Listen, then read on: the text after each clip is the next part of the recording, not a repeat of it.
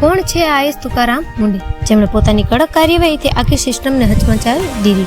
મહારાષ્ટ્રના આઈએસ અધિકારી તુકારામ મુંડે, જેમનું નામ આવે એટલે યાદ આવે એક જ વાત, કડક નિર્ણય, શિસ્ત અને ભેળસેળ સામે જીરો ટોળની. પરંતુ આ અધિકારીની કહાની માત્ર એક આઈએસ અધિકારી બનવાની નથી.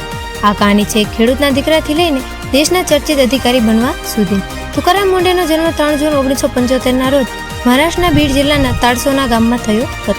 તેમના પરિવાર ખેતી સાથે જોડાયેલો હતો. બાળપણમાં તેમણે ખેતીના કામમાં પણ પરિવારને મદદ કરી અને સાથે અભ્યાસ ચાલુ રાખ્યો. ત્યારબાદ તેમણે યુપીએસસીની પરીક્ષા પાસ કરી અને 2005 બેન્ચના મહારાષ્ટ્ર કેડરના આઈએસ અધિકારી બન્યા. અહેવાલો અનુસાર તેમણે યુપીએસસીમાં ઓલ ઇન્ડિયા રેન્ક 20 મેળવી હતી.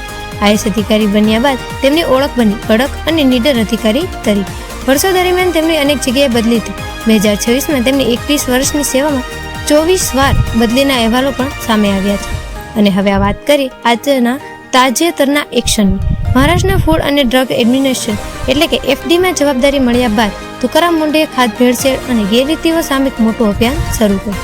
અહેવાલો મુજબ કાર્યવાહી દરમિયાન સેંકડો સ્થળોએ તપાસ, 235 એફઆઈઆર અને 350 ધરપકડ અને 274 યુનિટ સીલ કરવામાં આવ્યા હતા.